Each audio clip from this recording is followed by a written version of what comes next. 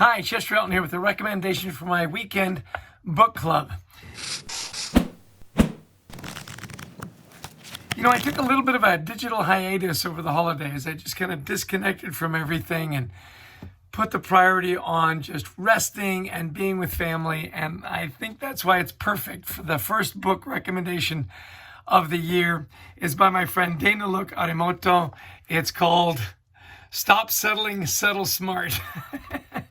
And it's really interesting. I enjoyed this book so much because it talks about, we think about settling as being a bad thing. And she says, no, settling can be a good thing. We've got all these different dimensions in our lives, and we can't be these superhuman people.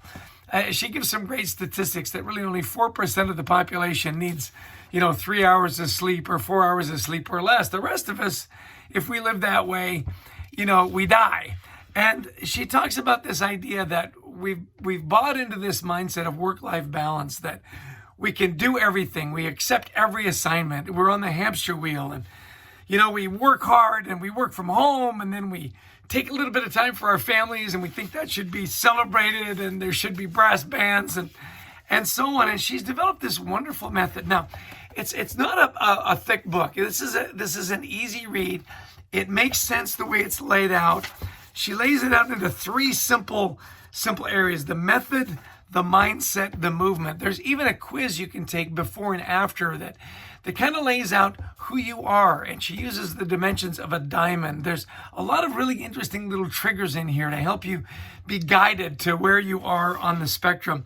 I want to talk to you a little bit just about the method. She talks about career, generations, circle, society, and vitality. Career is your work. Generations is your family. Circle is your friends. Society is your community. And vitality is your personal health. Where are you spending your time? And then she divides it up into the turning carbon into diamonds. She talks about the career is gold, and generations are bloodstone, the red, and circle of friendships is aquamarine blue, and society is lapis lazuli, purple, and vitality is jade and green. And I don't want to get it too confused here. What I love about the book is it gives you a very simple starting point and a reference. Where do you need to settle, which is a good thing, so that you can have a better life. This work-life balance, when you separate work and life, that's your first mistake. We have a life, and it's incorporated of work and family and our society and our friends and our personal health.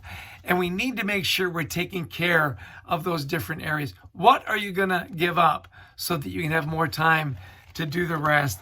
It's a wonderful read. It's an easy read.